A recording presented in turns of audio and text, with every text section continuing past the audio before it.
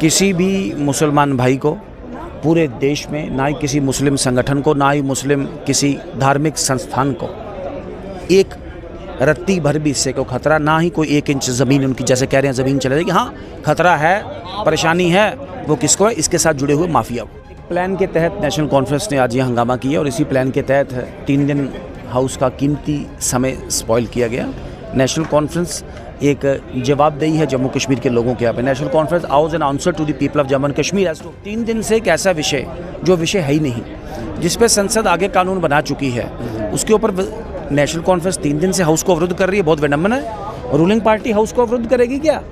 Ruling party झूठ fraud बोलेगी, लेकिन बोला जा रहा है। नेशनल कॉन्फ्रेंस एक प्लान्ड प्रोग्राम के तहत सच से भाग रही है।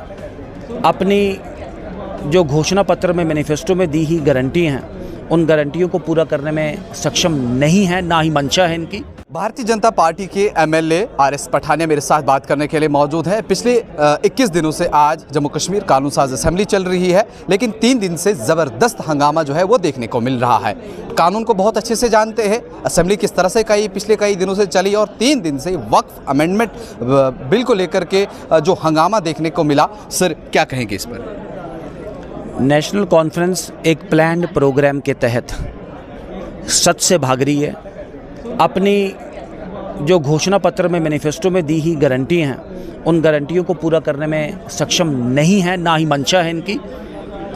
नेशनल कॉन्फ्रेंस बहुत बड़ा झूठ, बहुत बड़ा फ्रॉड, बहुत बड़ा सब्ज़ बाग दिखा के इक़्तिदार में तो आ गई, लेकिन अब वो जो सब्ज़ बाग दिखाए वो पूरा करना नेशनल कॉन्फ्रेंस के लिए एक असंभव सी बात है।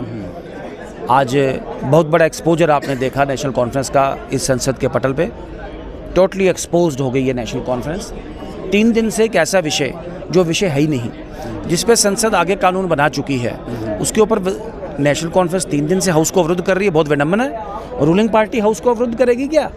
रूलिंग पार्टी झूठ फ्रॉड बोलेगी, लेकिन बोला जा रहा है।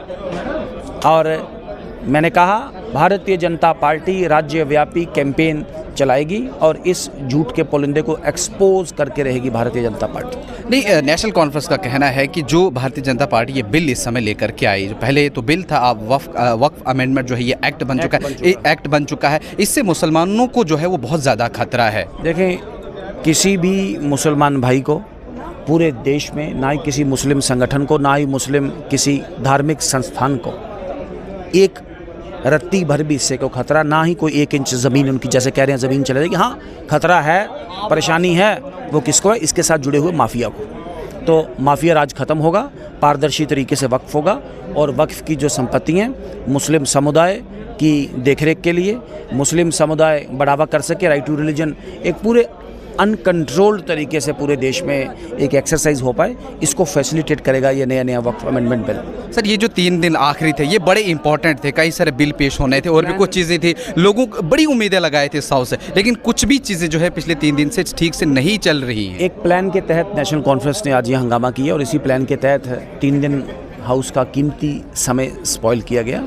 नेशनल कॉन्फ्रेंस एक जवाबदेही है जम्मू कश्मीर के लोगों के यहाँ पे। National Conference owes an answer to the people of Jammu and Kashmir as to why discussion and debate on lead issues was not done in the last 3 days of the budget session rather, बल्कि आज जब हमने एक स्थगन प्रस्ताव लाया था रोजगार पे और डेली वेजेस के विषय पे, नेशनल कॉन्फ्रेंस ने डिसअलाउ किया और फिर भी उस पर बात नहीं करने थी। एक विधायक है आम आदमी पार्टी से, बड़ा हंगामा आज जो है जो यहाँ होश मुलतवी हुआ, और उसके बाद हंगामा जो है भारतीय जनता पार्टी और उनके बीच हुआ।